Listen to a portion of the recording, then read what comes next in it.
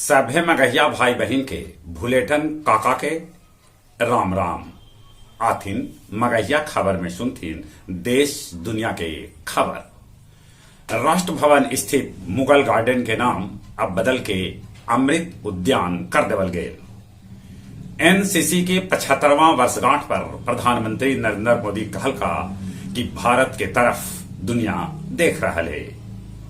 बिहार के 27 जिला के मदरसा कर्मी के वेतन और अनुदान सरकार कर दिलक स्थगित।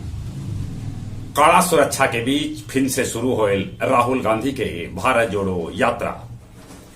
औरंगाबाद के देव में आयोजित देव महोत्सव पर उप मुख्यमंत्री तेजस्वी प्रसाद यादव गायक अभिजीत बनर्जी के साथ गौलन गाना बड़ी मुश्किल है खोया मेरा दिल है।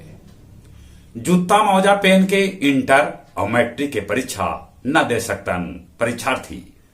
गया औरंगाबाद सीमा पर सर्च अभियान में 149 गो केन बम के साथ 13 गो आईईडी बरामद।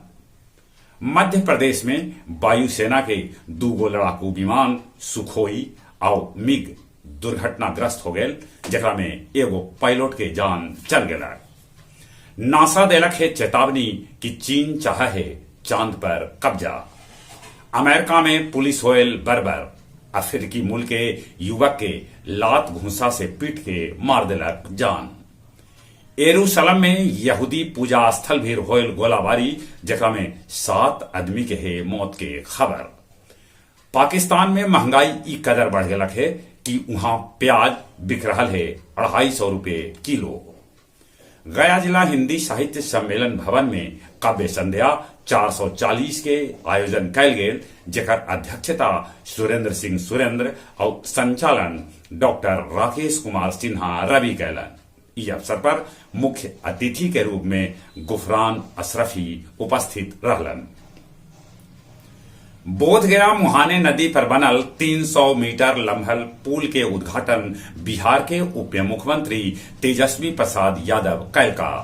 बोधगया से डोंगेश्वरी पहुंचे के रास्ता अब हो गए आसान। डोंगेश्वरी से महाबोधि मंदिर तक बौद्ध भिक्षुक सभे कैलन यात्रा, कहलन बुद्धम शरणम गच्छामि। अब कुछ खेल के समाचार। भारत न्यूजीलैंड के बीच दोसर का T20 मैच आज लखनऊ में। विश्व हॉकी कप के फाइनल मुकाबला आज भुवनेश्वर में बेल्जियम के होए जर्मनी के साथ भिड़ंत।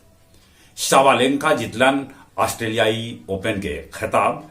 फराटा धावक वोल्ट के साथ होल 103 करोड़ के धोखाधड़ी। चलित एक बार फिर से अपने सभे के भुलेटन काका के राम राम।